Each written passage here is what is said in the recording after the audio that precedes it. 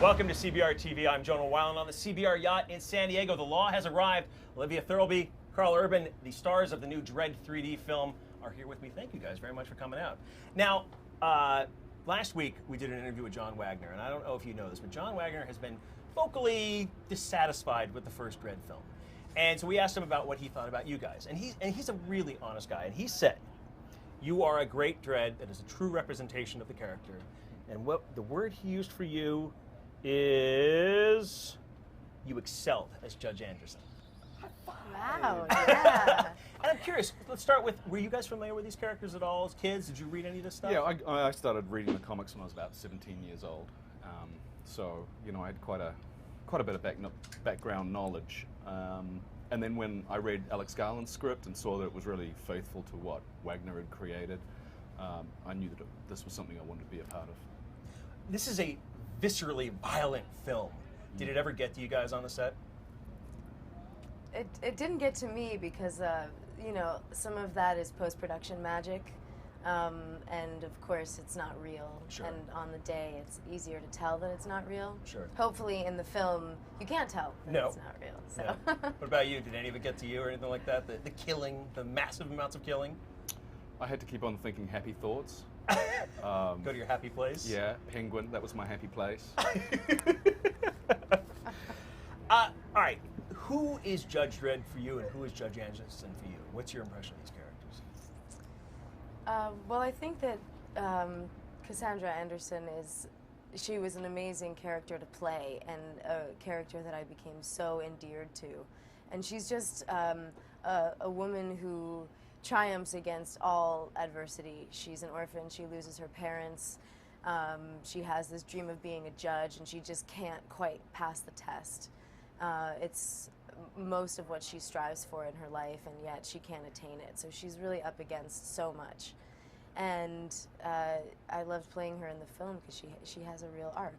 She starts, you know, in one place and she ends in such a completely different place, and she has to sort of lose it all to find herself.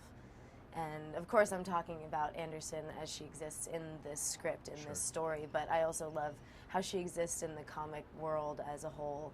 I'm always a fan of powerful, intelligent women, and that's exactly what she is. That's perfect. And you? What about Judge DREDD attracted you as well?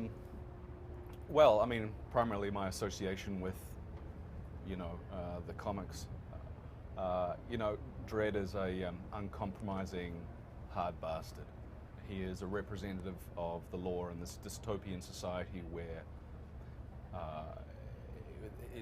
the society is on the verge of collapse. It's on the verge of complete chaos, and he is the judges and DREDD in particular is the last line of defense, and he's uncompromising. He is it's black and white for him, and he's just a badass.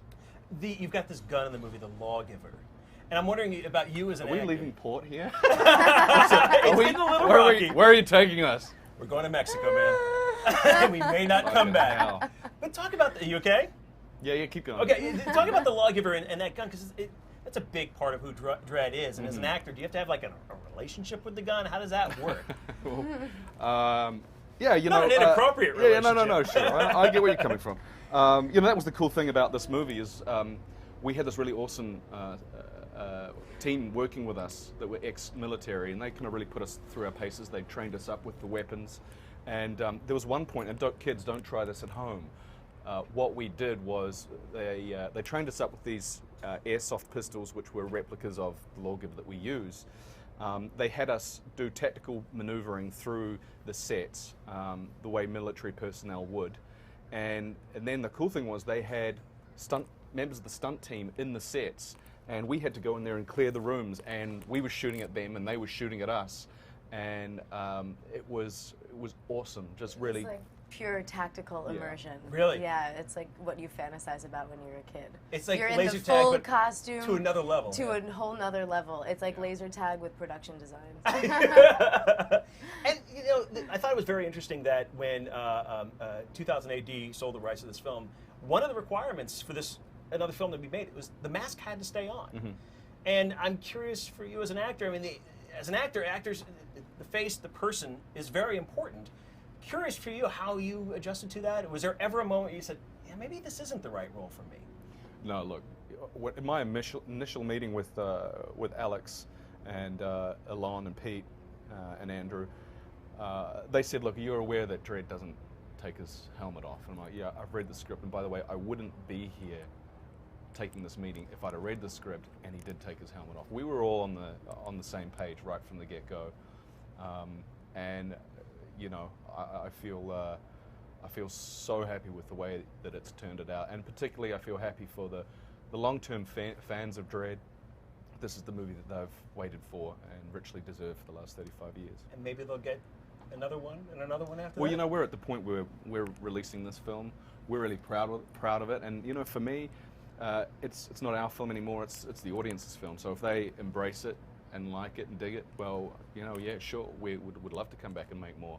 But if this is just like a one-off cult classic, then it's a really fucking cool one-off cult classic. I like hearing that. I like it, you know, especially as comics are now driving pop culture. The biggest movies in the world are based on comics. It's nice to see the legacy of English comics come to the screen in a good way, because you know, the Stallone film was fun. It was goofy, it was wacky and fun, but I'm liking this visceral thing that I'm seeing in the trailer, and really looking forward to seeing the movie. Cool, awesome. Thank you very much for coming out. Thank you very much. It's Karl Urban, Olivia Thirlby. I'm Thank Jonah you. Weiland, and this is CBR TV.